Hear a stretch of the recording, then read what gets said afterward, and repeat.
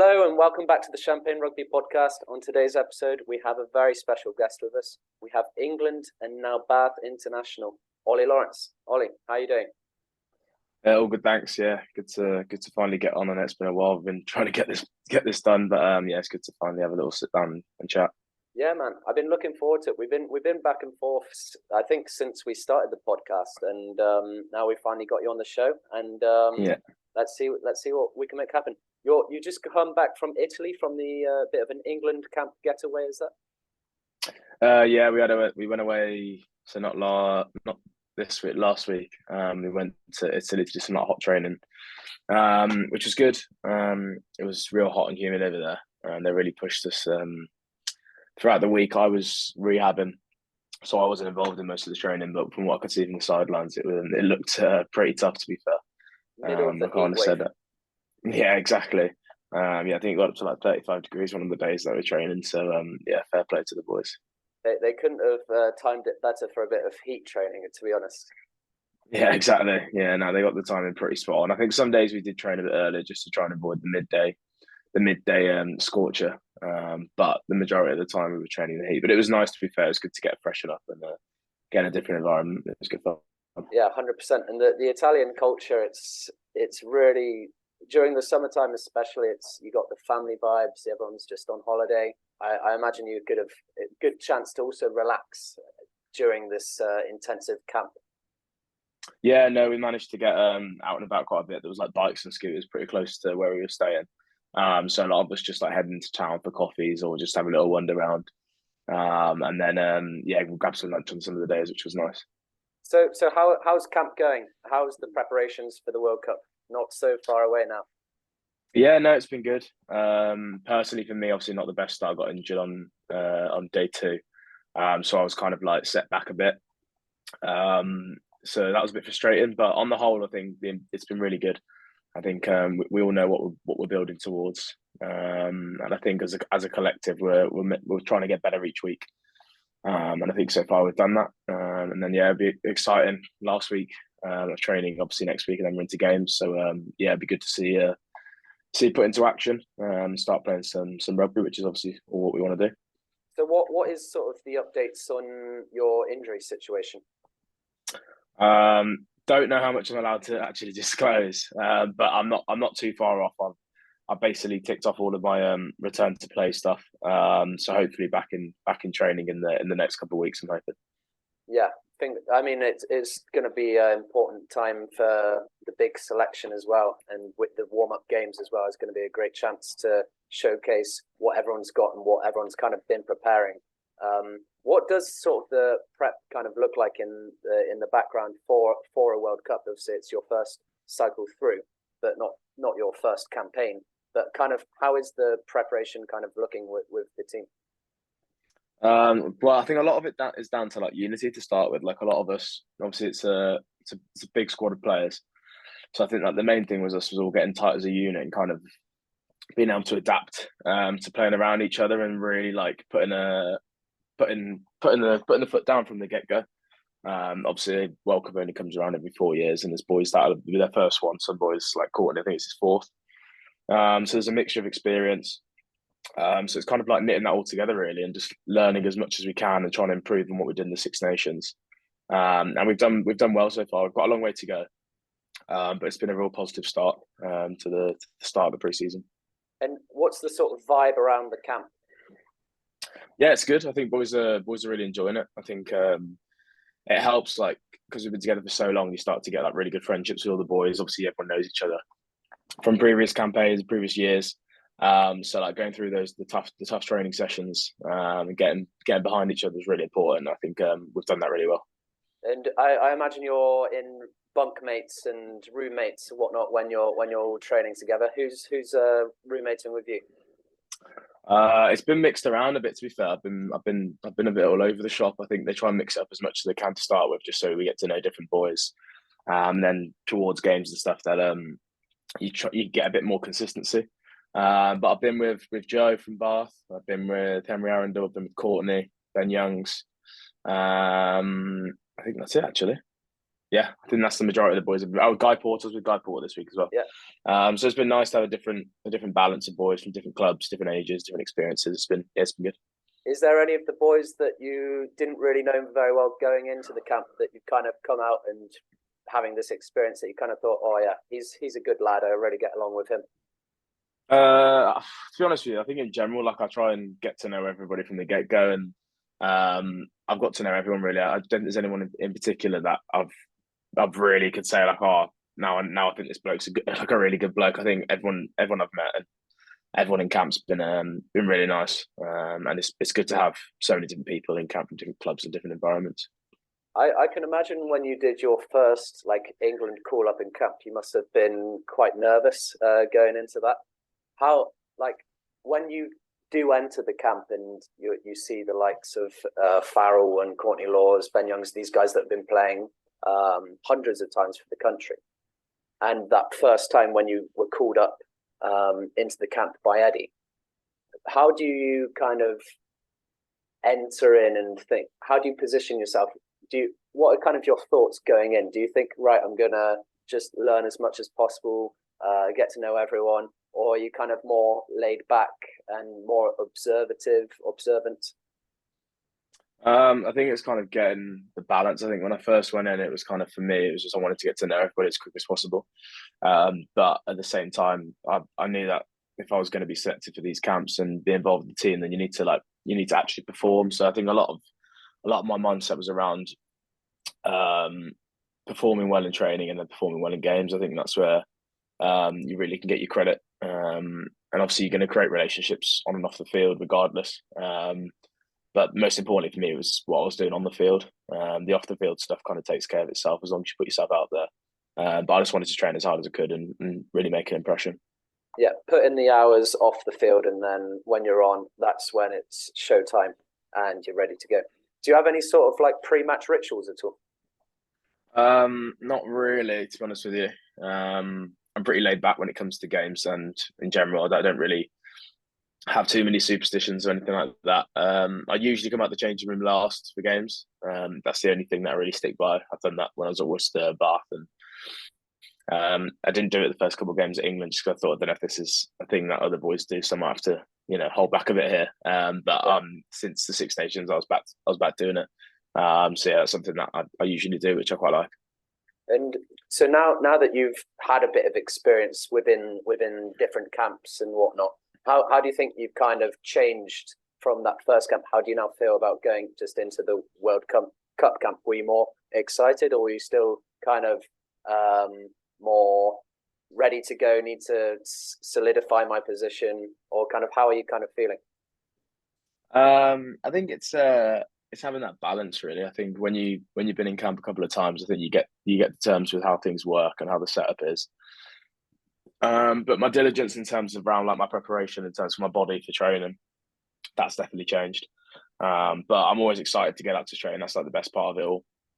But like I guess the element of fighting for selection, I think, is obviously a big thing that everyone obviously is thinking about, especially with the World Cup. But you kind of also need to put that at the back of your mind, because if you focus too much on selection, you can sometimes become quite selfish. And I think you need to look at it in a bigger picture. And that's like the squad who want to do well as a team in this World Cup, not just individually, but as a team. And if you buy in collectively, then I'm sure you'll get the rewards either end. Yeah, it's essentially seeing it more as a boat rather than a sort of ship. So as long as the boat's moving forward, there's no standout people. It's kind of, you've got your boat, you're going forward, and whatever the next step is, that's the next step we've got to take. You mentioned there that your training has changed slightly. Would you be able to elaborate further, kind of how that has changed? Probably my preparation coming into camp. I think the biggest thing that Steve said to all of us before coming into camp is he wanted us to be ready to go from the get go, not use pre-season as a chance to get fit, but be fit, ready to go into pre-season. So especially in the off season, I did a lot of work away from the club and with a couple of the boys, just training. We're working on a few bits that I needed to get right, so I could train as well as I could going into camp. And obviously, unfortunately, picked up a little niggle in the start, but again, that was another kind of test for me, because it was a way of me realizing that I still need to be part of this team, and how can I contribute towards that, but from the sideline.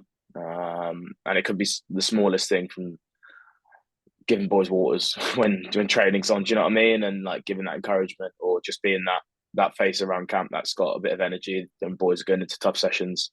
That the small things, it kind of adds up. But yeah, I was itching to get back on the field, and hopefully won't be too far off now. I can imagine it's frustrating at times, but you've kind of got to be patient with it, because you take the risk of maybe making the injury a little bit worse, and then you'll be like, oh damn, I wish I just rested a few days or something.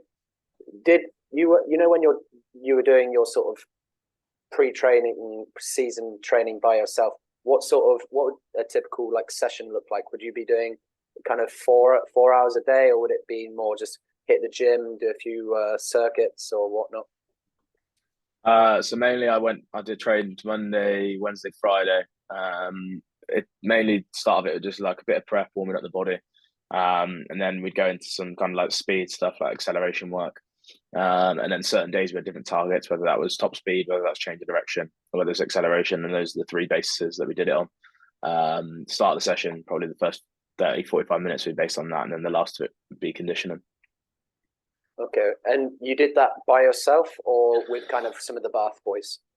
So I did a couple sessions on my own. I think I did about 4 or 5 sessions on my own, and then had Big Joe, and Will Stewart also did a bit of work with us, which was good to have all 3 of us there, like all training together, because it made the sessions a bit more bearable, because they were tough at times. And it's just nice to see familiar faces and people you're close with.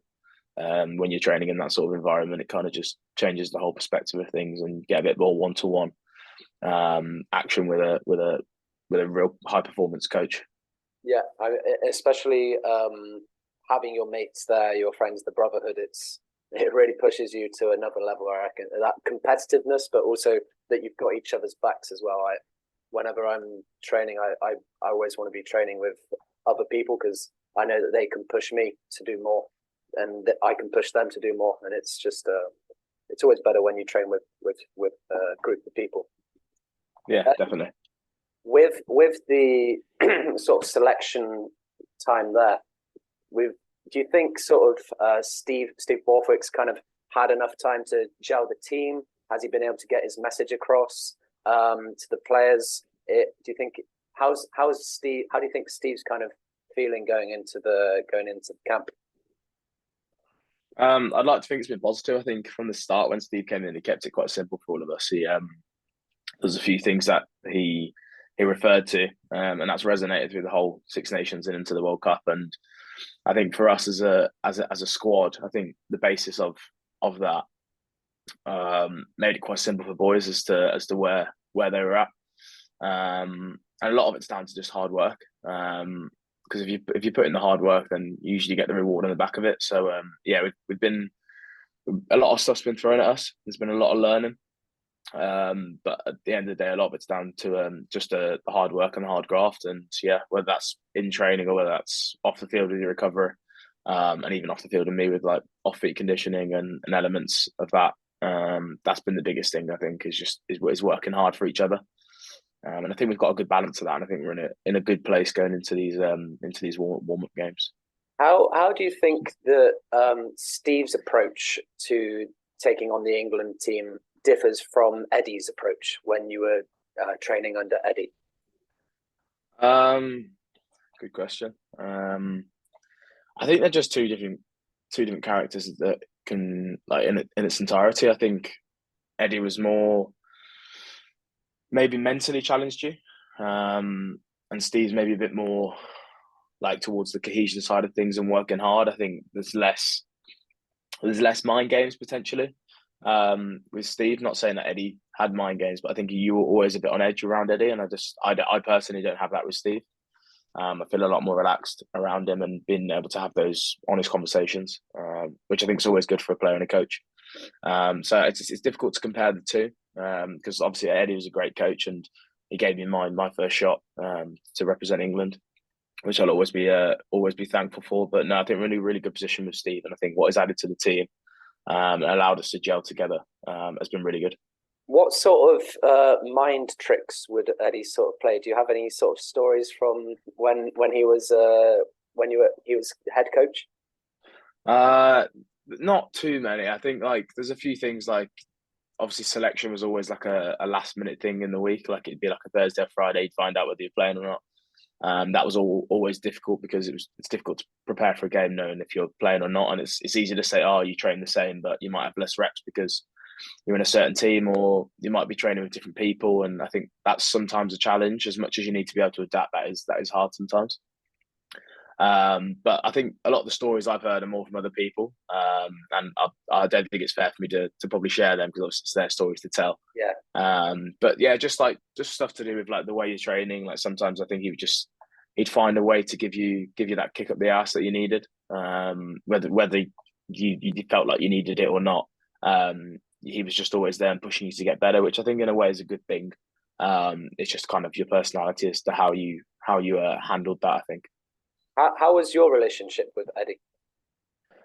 Yeah, it was good at times and it was difficult at times. I think there was times where it was really good and he was really clear with me about what he wanted from me and where he saw me within the squad. And there was times where I kind of didn't really know where I was, kind of sat on the fence a bit.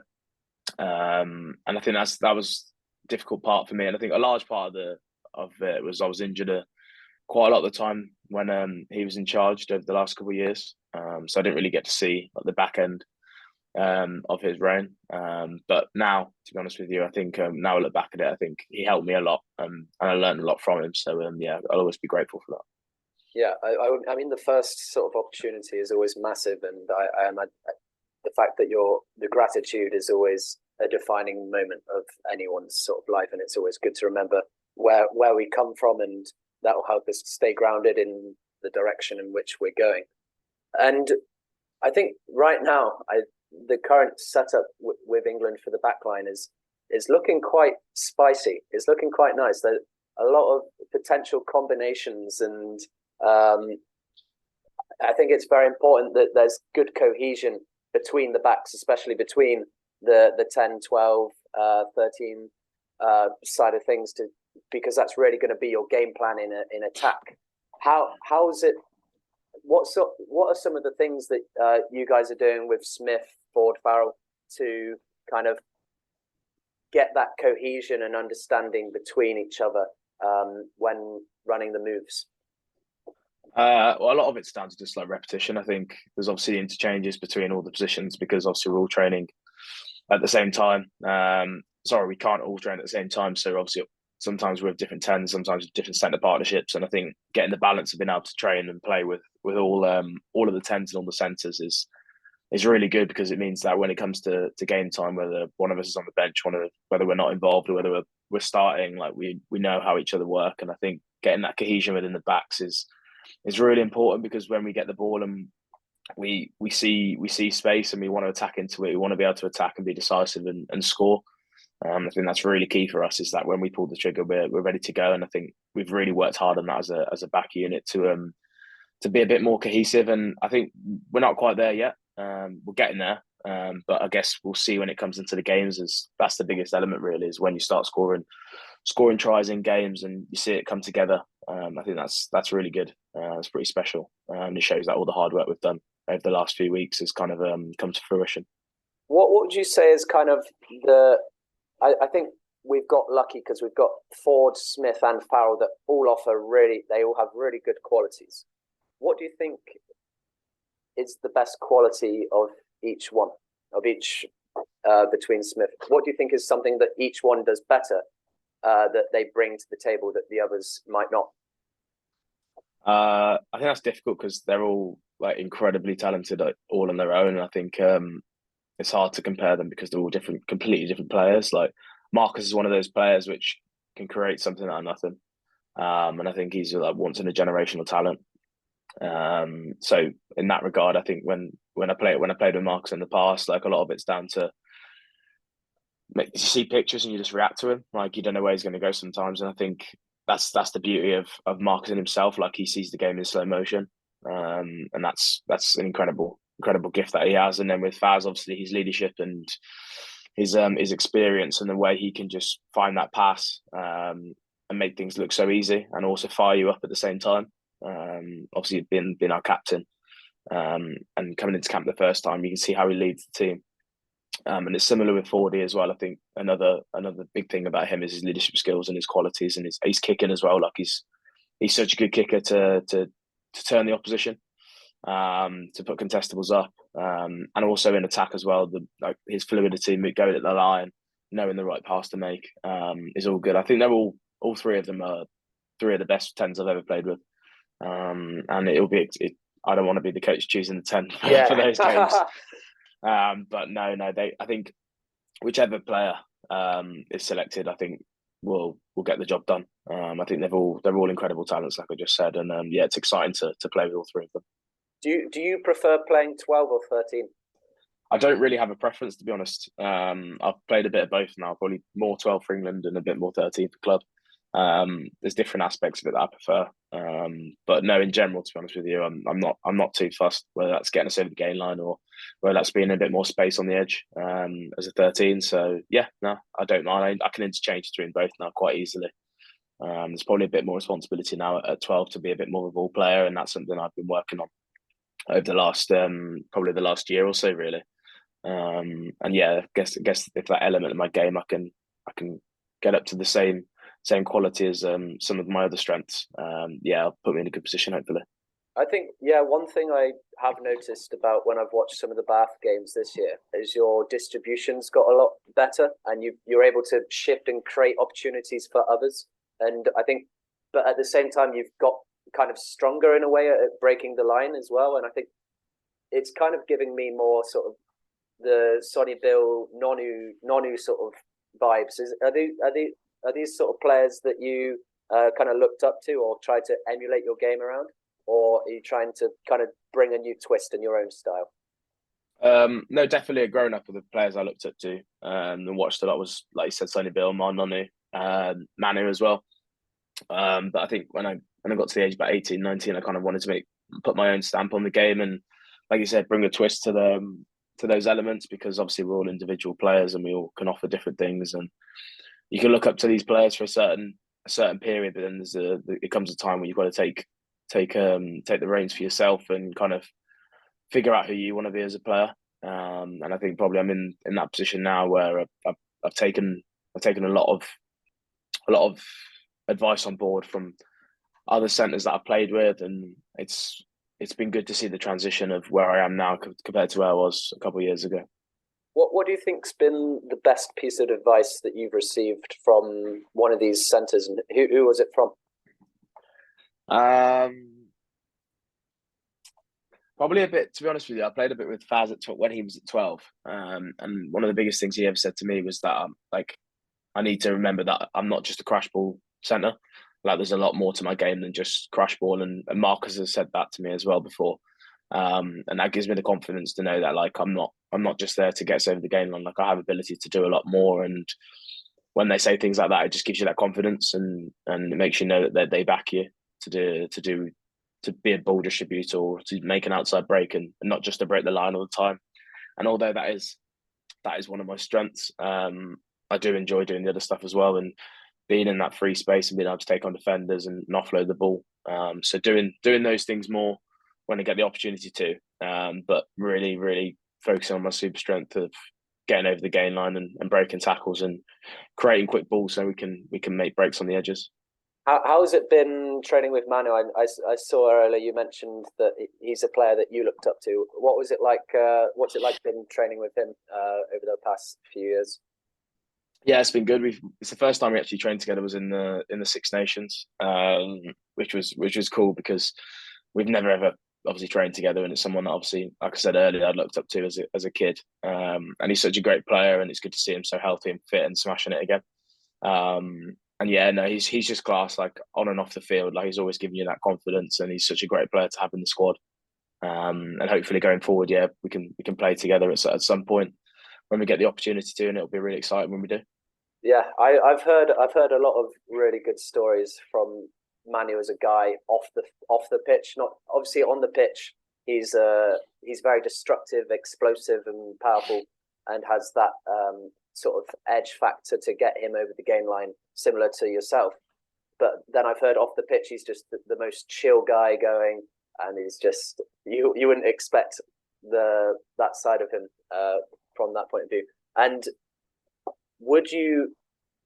Do you think there's any possibility we might be seeing an Ollie Manu combo at the World Cup or in the warm up games? I mean, I don't know. Yeah, obviously there's still a big selection, obviously looming. Obviously the World Cup squad. But no, definitely. Hopefully it'll be good to get the opportunity to play together. I don't make that call, unfortunately. That's down to Stephen and the coaches. But no, if we get the opportunity, it'll be really exciting. But all the centres like that are in camp at the moment are all really good players. And playing with any of them and just being on the field alone will be extremely exciting. It's going to be a tough call, especially for the backs. I think the forwards, I think it might be a bit more defined. I think the pack's been more established in that over the sort of past 6 to 2 years, 6 months to 2 years. But I feel like with the backs, there's so many different combinations and different, so many players are actually hitting form now, and yeah, it's just going to be exciting times for sure. So with the mindset, how is the team sort of preparing mentally in the build up to the World Cup? Well, I think a lot of it's down to we've had like meetings and stuff about where our mindset's at as a player group and also with Steve in meetings as well. And I think we've had a guy called David Priestley who's been coming in. He's a psychologist who's worked with a lot of teams and individual athletes before. He's been really good, and just speaking to him and figuring out a plan and a framework to go forward as to get you in the best position to be able to perform at the highest level. And yeah, I think we've put a big emphasis on that as a team, and I think it's been really good for us. I think it'll only improve us. It won't make us any worse. And even if we can get that extra 1%, it might make the difference between winning or losing a game. So yeah, I think that edge around the mentality and keeping yourself in that neutral level where you can make those decisions in high pressure moments is obviously going to be key at a World Cup, because every game's you need to win. In the day, you can't afford to lose any games at a World Cup. And I think that element of it is obviously the first time I'll have experienced it. And obviously a lot of other boys will have done it before. And yeah, I think it's incredibly exciting to see where we go. Is there any sort of tips or tricks or mental exercises or techniques that you would recommend for sort of the normal rugby guy that they could use and implement from what you've learned? The biggest thing for me, I think, that I've learned is being able to get yourself back in the neutral zone. Obviously, they have different sides of yourself. You got the middle zone, which is your parasympathetic and your sympathetic nervous system, and that can control your emotions, and obviously that's when you feel probably the most free as a player. And then you have like the hypo, which is when you get like probably overexcited, you get a bit angry, and then you've got the flat zone, which is when you basically just something bad may happen and your head may go down. And I think it's the balance of being able to keep in that middle zone and potentially even increase the threshold of that. So that means when you do get a bit hyper, you can bring yourself down, and when you do get a bit lower, you can bring yourself up. And I think it's good that we're doing it as a team, because you can then pick up cues of the players around you, and when they need a tiny bit of boosting up or whether they need bringing down. But first of all, you need to be able to do it yourself. So that's the biggest thing, is having the awareness of when you're in those certain areas, and identifying it as like as soon as possible, because it can be detrimental towards the team. But like I said, it's new to a lot of us. Some boys, I think, have done it for a long time, but certainly for me, it's very new. But no, I'm enjoying it so far. I'm enjoying the challenge of having to, like I said, identify the moments of when you are in that middle threshold, and when you are a bit over exuberant. It's kind of like stoicism in a way, isn't it? Yeah, exactly. Staying as stoic as possible. Are you familiar with any sort of? Are you into philosophy at all? Not hugely, to be honest with you. It's something that I've kind of learned since I've been working with David Priestley. in camp. But it's something that's interesting. It's something that I'm trying to get my head around and trying to get to grips with, and something that I think that can really help me take another step forward in my game. Yeah, 100%. I think discipline, stoicism, being able to control your emotions when things might not be going right on the pitch. These are all big game changers that define the winners from the losers, and eventually who's going to be winning the big moments in those high pressure situations. Who do you think is maybe a player that you look up to that is really good and has a really strong mental game? Probably Faz, to be honest with you. I think he's probably the depicts quite a lot of it in terms of knowing when to get the team up, knowing and identifying when we need that push and that surge in energy. I think he's really good with that. I think that's something that he's obviously worked on over the years, and obviously he's such a competitor. And that part of his game is obviously such a big part. So yeah, I'd say he's one of the best for it. Did you ever think that when you were like 14 or 13 watching the New Zealand game against England, New Zealand, and you had Farrell, Manu, all the boys kind of just tearing it up and beating the All Blacks, did you ever think 10 years later you'd be preparing for the World Cup? No, I don't. I think it was always a dream. And I think now, obviously, you're in the reality of it. It's pretty exciting and something that you got to just kind of take in your stride, I think, and just enjoy it while you can. Because, like I said, you never know when it's going to be a last week in camp. There's always chops and changes, and players coming in, players leaving, and you just want to make sure that you're on that flight to France, and you just want to make sure you can do whatever you can to be there. So yeah, at the moment for me, it's a lot of the emphasis has been getting back fit and getting back up to speed with everything within the squad. So I'm excited to see what happens. And like I said, if I don't make the World Cup squad, then I'll be supporting the boys from here, and knowing that I've been a small part of their journey of hopefully going on and being able to win this World Cup would be incredible. But yeah, like I said, it'd be even better to be over there and be part of it. How confident are? I imagine there are. You don't want to think too far ahead because you're always thinking, what's the next step? What's the next thing we need to do to get to be better little by little? But how confident is the team feeling? What's the kind of vibe around the camp? No, I think it's good. I think we're always positive. I think any team, obviously this is my first World Cup, but I can imagine any team going into World Cup, if you don't have the envision of winning in it, then I don't think there's much point in going in the first place. I think for us as a team, we obviously want to win the World Cup, and we know that's our end goal. And there's a load of small steps that we need to take before that. Obviously, we've been training for the last 6-7 weeks now, and then obviously now we're moving into closer towards games, and then those will be our focus into those test weeks, and then so on from there. We'll be going into group stage games, and like I said, it's just about taking each game as it comes, taking a step forward each week, and hopefully doing the job. Do you think the smaller countries, like maybe Romania, for example, do you think that they go into the World Cup thinking they're going to win? Potentially not. I guess it's down. I guess it's all. What's the word I'm looking for? It needs to put into perspective. I think teams will always be going out there thinking, "Oh, we want to do our best," and I think because of how close they got in 2019, I think it pushes the boys to want to go that one step further. Obviously, some boys weren't there, like myself, but the boys that were there, I think definitely they'll want to rewrite the script and take the team one step further, and obviously replicate what happened in 2003. But yeah, firstly, I think the biggest thing for us is not to, like you said, think too far ahead as to winning the competition. We just want to win each game and take each game as it comes, and I think then we can hopefully put ourselves in a position where you blink and you're in a knockout stage. But like I said, we've got 4 warm-up games now to prep ourselves and to get ourselves in a good position to go to the World Cup, and then from then on we'll take each game as it comes. What do you think is going to be the big difference between that 2019 where we got so close and then this World Cup? What do you think will be the difference to get the team to win?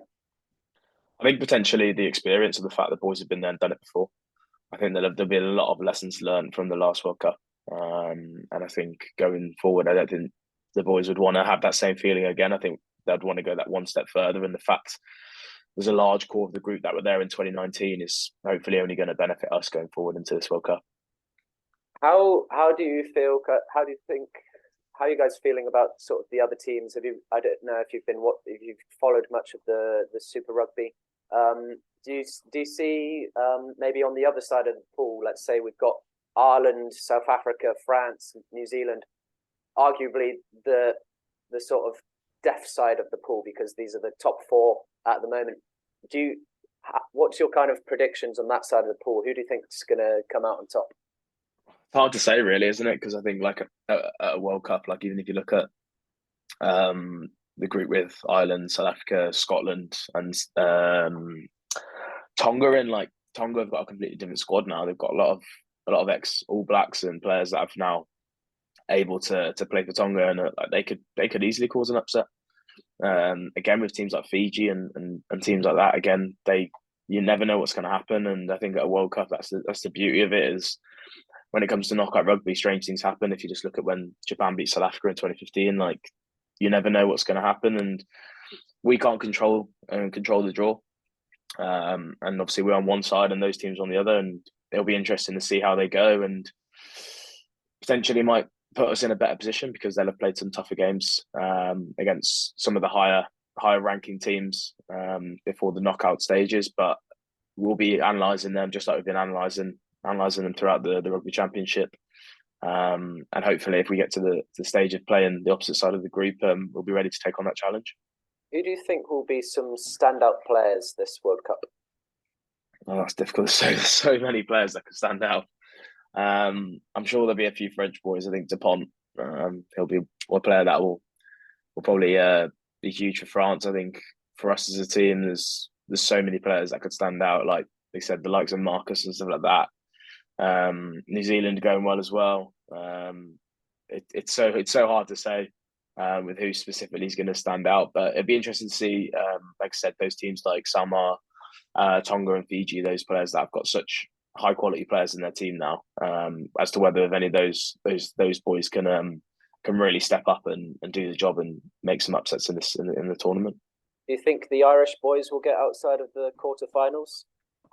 I mean, well, yeah, the number one team in the world at the moment, aren't they? So I think they're definitely going to be favourites to get out their group, I think. And then as to whether they can go that one step further than they have before will be obviously down to them. But like I said, a lot of that's out of our control. And it's nice to say from an outside perspective as to what's going to happen, but we never know. But yeah, we'll have to wait and see. What I find hilarious is that Fiji, Australia, and Wales, for like the last 3 World Cups, would this be the 3rd World Cup where they're all in the same pool? They probably all know each other by now. They turn up, they're like, "Oh, hey, we saw you guys last World Cup. How you doing? How you doing?" Do you think? I honestly think this might be the year where Fiji could probably upset Wales. It's not looking as strong, and they've got a lot of injuries going through. What are your thoughts? Yeah, no, I think, like I said, Fiji are one of those teams where they've got all those incredible talents. It's like whether they can just put it together against some of these top teams and do a job. And I think it'll be really exciting to see how they go in this World Cup. And like I said, like Wales have had some chops and changes in their team, but when it comes to World Cup, like they seem to turn it on a bit sometimes. And again with Australia, like they've got Eddie in charge now, and they've got like a rejuvenated team. And although they haven't probably had the results they wanted in the Rugby Championship so far, when it comes to World Cup, it's a different story. So I think every team really going to the World Cup is going to be hard to tell as to who's going to do what. I think the main thing for us is just to focus on ourselves, and we're trying not to look too much outside, and just genuinely just focusing as a team so far, because it's so easy to look at it from an outside perspective and look at all the news press and the articles saying like we're not favourites, we're not going to do well at the World Cup. Like it's so easy to get distracted by that, but I think the main focus for us as a team is how well can we do each game. Can we push ourselves to be the best version of ourselves each game, and then we'll see where we're at the end of that. I think it's kind of a good thing being the underdog, because then you don't have the pressure, and you can just less of the lights on you. It's pointed on someone else. You don't have all the distractions. I think people saying like media is going to be media. They chat a lot of rubbish on just to get the clicks and the views at the end of the day. But like you said, the main thing that's going to push you guys forward will be what you focus on yourselves rather than getting distracted by everyone else. I mean, in terms of other sort of distractions, I think Ireland's having to go through a bit of distractions with the whole Sexton situation and getting the match ban. And a lot of people have been saying that he should have got longer time for what happened with the ref, and that maybe he's favoured in a way by World Rugby. What's kind of your thoughts in the situation? To be honest with you, I've not really kept an eye on it. I wouldn't really know like the ins and outs of what happened. I think if they decided to give him whatever match ban they gave him, I think that's their decision. And whatever happens at the World Cup, whether he's part of their squad or whether he isn't, obviously he's a key player for Ireland, and it'd be a shame for him to have gone out and not been able to be involved in that World Cup. So no, I think whatever happened, and it was up to the governing body to decide his punishment. And yeah, whether people think it's fair or not fair, I think if it was an England player or someone from their country that was having the exact same conversation, they'd be happy about the fact that it's a short ban and he's available for the World Cup. So yeah, I think whatever happened now. It's in the past, and just move forward, and hopefully they'll be better for it.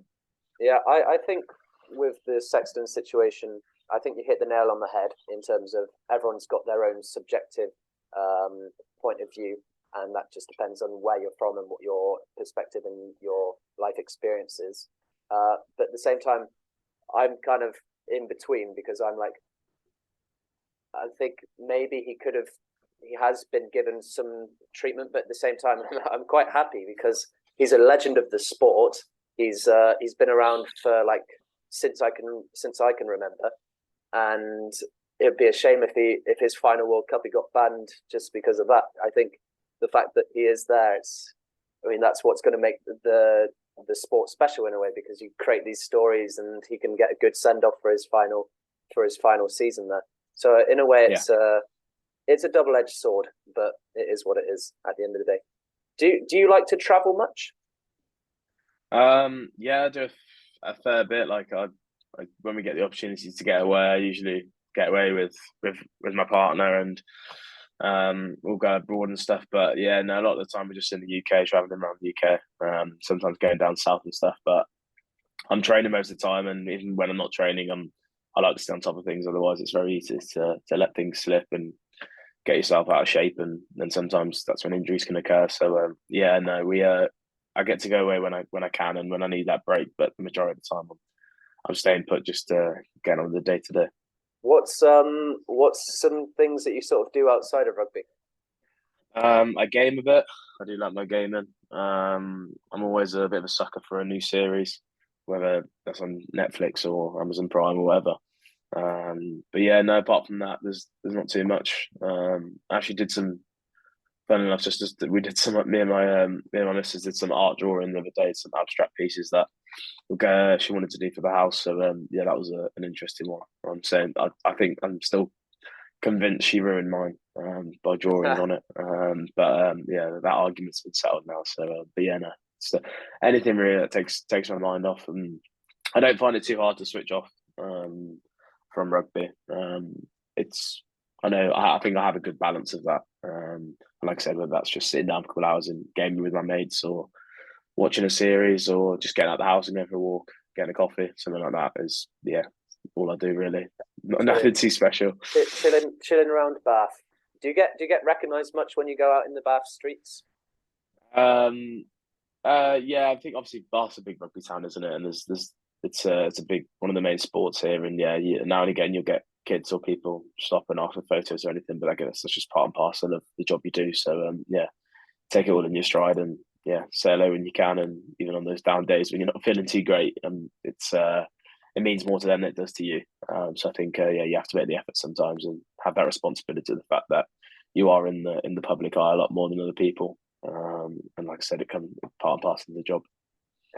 How's it been transitioning from Worcester to Bath? How was that initial move for you? Yeah, it was strange to start with. Because I've been at Worcester since I've been about 14, so it's not something that I guess I was a bit shocked by. I think the whole situation, but at the same time, when I got to Bath, I was like, right, this is now my new job. This is where I'm going to be based, and this is the opportunity that I've been given. So I just wanted to make sure I took it with both hands, and I really just like flung myself in and got stuck in with the lads. I knew quite a few of them, fortunately, from whether camps or just from age group stuff. So yeah, no, it's been good. I enjoyed the transition and wish it had been on different circumstances, but yeah, no, it's been good so far. Yeah, I must say you've done incredibly well for your first season, moving to Bath, getting named player of the Premiership. Did you expect that to happen? Oh no! Like if I could have said that at the start of the season, I'd be winning the player of the year for a different club. Yeah, I don't think I would have believed that. But yeah, it's been a bit of a surreal year, to be fair. It's one that I don't think I'll be forgetting anytime soon. But I've learned a lot about myself, and yeah, this is yeah. Like I said, it's these things happen in rugby. It's a shame that it happened in the way it did, and obviously to followed up by happening to two other clubs. But hopefully we can be in a strong position now going forward, and I'm hoping that one day that some sort of rugby will happen again back at Worcester, and they can push to get back into the Premiership. Yeah, because they've just signed something where they've been relegated down into the Championship, isn't that right?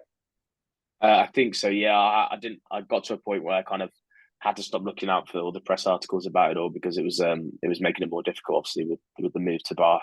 But I've checked in with a few of the boys and a few of the people that were involved with everything over there. So yeah, it seems it's positive. But like I said, I just want to see it actually come to fruition now and actually just see them playing some rugby there again. That'd be great. You had quite a good relationship with Steve Diamond as well, didn't you? Yeah, no. Steve's one of those guys that, from an outside perspective, can look like this tough bloke that always plays up to the cameras. But mate, he's honestly one of the best people I've worked with. He was so good for the boys and the morale of the group, and he knew how to keep the squad together. And yeah, no, he was really good for the short period of time that I worked with him there. And yeah, hopefully, maybe one day we'll be back working together. But yeah, who knows? What's the most memorable experience you shared with him? Most memorable experience. Probably we did like a pre-season little trip to like Wales. And we walked up one of the mountains. I think it's Pennyvan. And that we were on that trip. And before we went, we were all in groups, and we had to pick out the cup, and whoever lost in the cup had to shave the red off. And his reaction to that and how amused he was by the situation was quite funny. And yeah, enjoyed that. It was good. But no, just in general, I think his mannerisms and his personality was really good. And yeah, like I said, it's a shame it was short lived. But yeah, no, there'll always be good feelings, and we have a good relationship. So yeah. Yeah, he sounds like a top class bloke.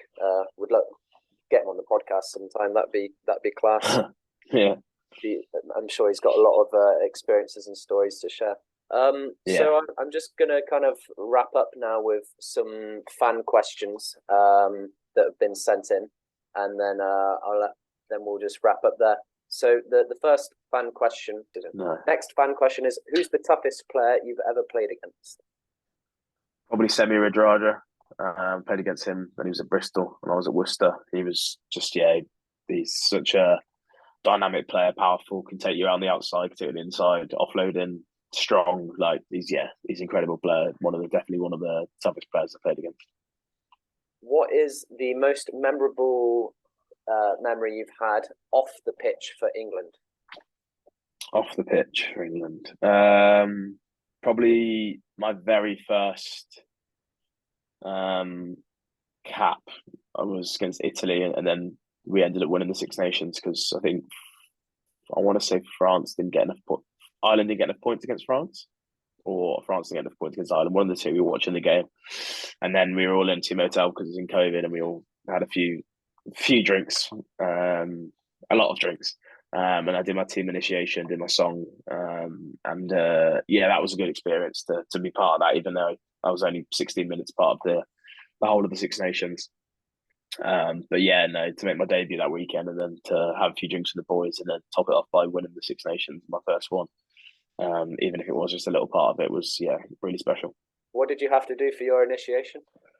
I had to have a drink with every single player in the squad. They chose to drink and get to drink with everyone, every single player in the squad. Some people were nice and just did a shot of something, but then some people weren't too nice and chose pints. Or I think Johnny May gave me an Aperol spritz, which wasn't something I just wanted to be drinking after having a Guinness and a pint of Thatcher's. But no, yeah, it was just good fun. And obviously, I was 20 or 21 at the time, I was just happy to be there and be part of it all. And it was my first little taste of what it's like to win with England, even though it was obviously during COVID and we were all in a bubble in a hotel. The next question is another fan question. It's quite a funny one.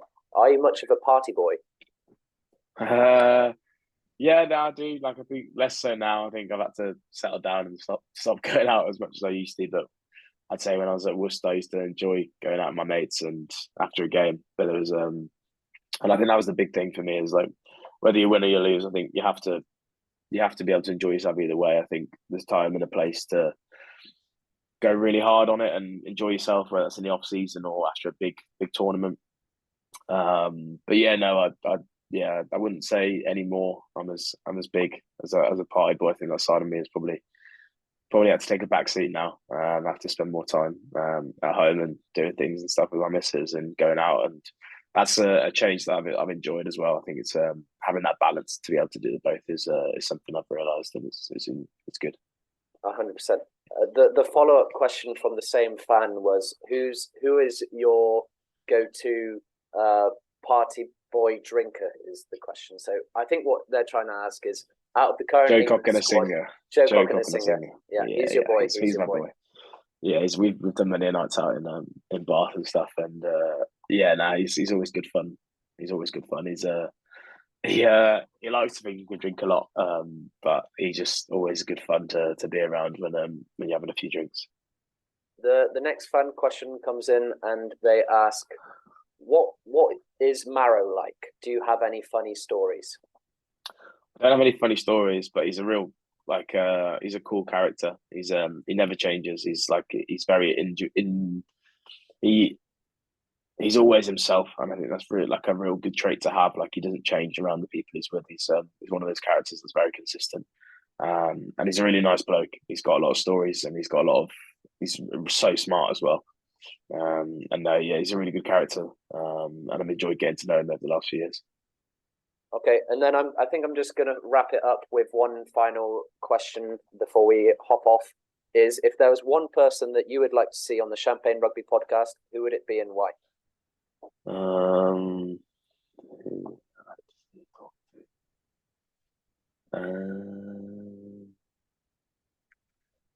What, an England player?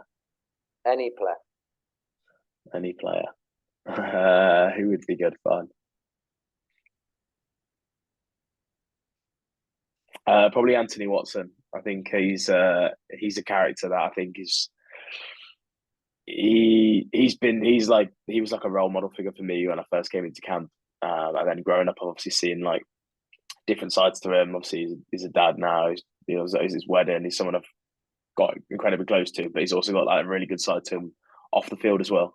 And he's obviously been through a lot with injuries and stuff like that. So I think he'd be a really good person to get on the podcast and have a chat to and listen to about what he's gone through and everything in the last few years. Guess who we did have on? Who? His brother. Oh, really? Yeah, Marcus on. We had Marcus on. Yeah. Yeah, good bloke as well. Yeah, so I'm sure we'll get an Anthony episode sorted. Maybe we even do like a sort of group episode and see what cracks up between Marcus and Anthony and see if they've got any sort of sibling rivalry. But I reckon I'd like to get the Anthony one first, and then once I've got the Anthony one and got to know him better, then go and say, all right, let's shoot some crack and see what's up with the brother episode. That would be pretty funny. Well, Ollie, thank you so much for your time. It's been a real pleasure catching up with you and getting to know how everything's going and around the camp, and finally get the podcast done. And good luck with the rest of the preparations. And for the fans out there, where can the fans find you? Well, Penny Hill Camp probably training. But yeah, no, any on my socials or anything like that on Instagram. I try to respond to any messages I get from the younger population. If any questions they have or anything they need to, but yeah, no, hit me up. I'm always there. Perfect. Well, it's been a real pleasure, and Champagners will catch up with you next week. Thank you.